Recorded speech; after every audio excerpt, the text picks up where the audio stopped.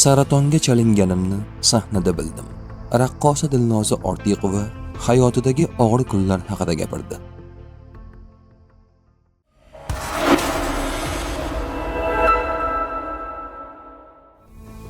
Bolaligimdan raqsga qiziqqanman. Oilamizda san'atkor yo'q, lekin oila a'zolarimning barchasi san'atni yaxshi ko'rishadi. Yoshligimdan raqsga mehrim boshqacha bo'lgan. Bolaligimda singlimni yupatib o'ynatib turganimda oyimning opalaridek bo'lib qolgan ayol qizing juda chiroyli o'ynar ekan, raqsga bersang bo'lar ekan, raqqosa bo'lsa chiroyli raqqosa bo'ladi degan edi.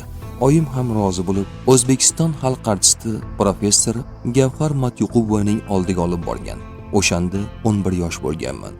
Hozirda ham shu ustozimning qo'lida tahsil olib kelyapman, deydi Dilnoza Ortiqova. Mag'lubiyatni totmaguncha g'oliblikning mazasini his qilmaysiz. Yoshligimda bir tanlovda ishtirok etganman. O'shanda o'zimga va yutishimga qattiq ishonganman. Chunki raqiblarimning ijro mahorati menchalik bo'lmagan. Ular havaskor qatnashchilar edi. O'shanda men eng chiroyli o'ynadim. Liboslarim ham zo'r. Men yutaman deb ishongandim. Ammo shunchalik bo'ldiki, menga hatto tashakkurnoma ham berilmadi. O'rin ola olmaganman. Men past nazar bilan qaraganlarim esa birinchi, ikkinchi, uchinchi o'rinlarni olishdi.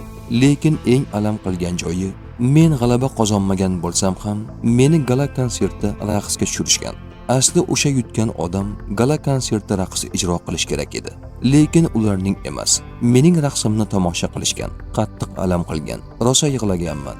Aynan o'shandan keyin raqiblarimga boshqacha qaraydigan bo'ldim. Chunki fil bo'lsangiz ham sichqondan qo'rqish kerak ekan. Menimcha, o'shanda yutqazganim keyingi muvaffaqiyatlarimga sababchi bo'lgan. O'shandan keyingi ilk g'alabam Mukarrama Turg'unboyeva nomidagi yosh raqqosalar ko'rik tanlovida birinchi o'rin sohibasi bo'lganim edi.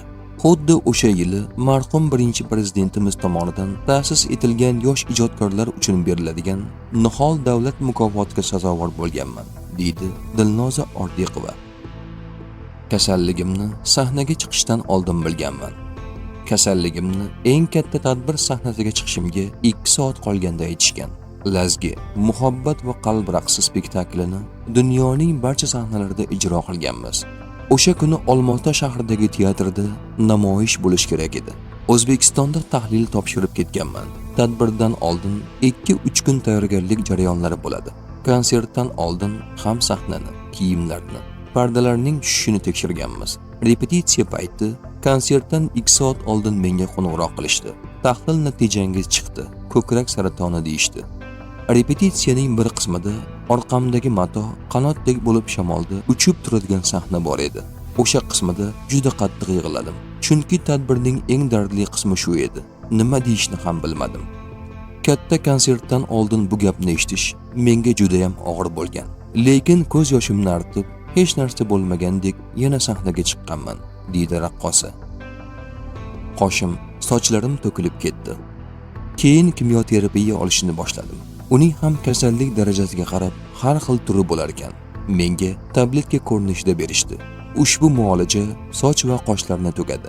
Ammo dori ko'rinishida qabul qilinsa, bunday bo'lmas ekan. Biroq men bir narsani inobatga olmabman.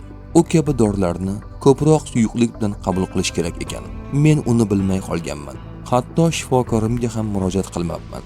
Menga faqat boshida, ichaklarimda o'zgarish bo'lishi mumkinligini aytishgandi. Menda ham aynan shunday bo'ldi. Shifokor aytgani uchun bo'lyapti deb o'ylab, yana ahamiyat bermadim. Og'riqlar, sanchiqlar bo'ldi. O'tib ketadi degandim, lekin o'tib ketmadi. Vaqt o'tib, ichak tutilishi bo'lib qoldim. Keyin meni operatsiya qilishdi. Dorilar hisobiga terimda o'zgarish bo'lib, tanamdagi tikishlar bitmadi. Qorin sohamdagi kesmalarni 2 oy deganda zo'rg'a bitkazishdi. O'shanda qattiq qiynaldim. Operatsiyadan keyin 2-3 oy davomida kimyoterapiyasiz qoldim. Ammo saraton kutib turmas ekan. Menda battar avj olib rivojlanishni boshlabdi. Shunda menga tomchi dorili kimyoterapiya qilishni boshlashdi. Shu tufayli sochlarim ham to'kilib ketdi. 6 oy davomida ushbu muolajani qabul qildim. Keyin muolajam ham tugadi. O'simdan ham olib tashlashdi. Hozir esa nur olish jarayonidaman, deydi raqqosa. O'zingiz uchun yashashingiz kerak. Hozir shu kasallikni boshidan o'tkazayotganlarga hech narsani o'ylamaslikni maslahat beraman.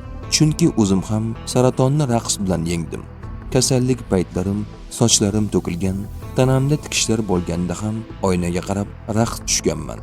O'zimni borimcha qabul qilib, sevib raqsga tushganman. Negaki, oyna sizning aksingiz. Siz unga nima desangiz, u ham sizga xuddi shunday javob qaytaradi. Har oynaga qaraganimda baxtni, quvonchni, raqsning jozibasini his qilganman. Shu kasallikka chalingan muxlislarimga ham aynan shuni maslahat beraman. Siz o'zingizga keraksiz. O'zingiz uchun yashashingiz, kurashishingiz kerak, deydi raqqosa Dilnoza Ortiqova.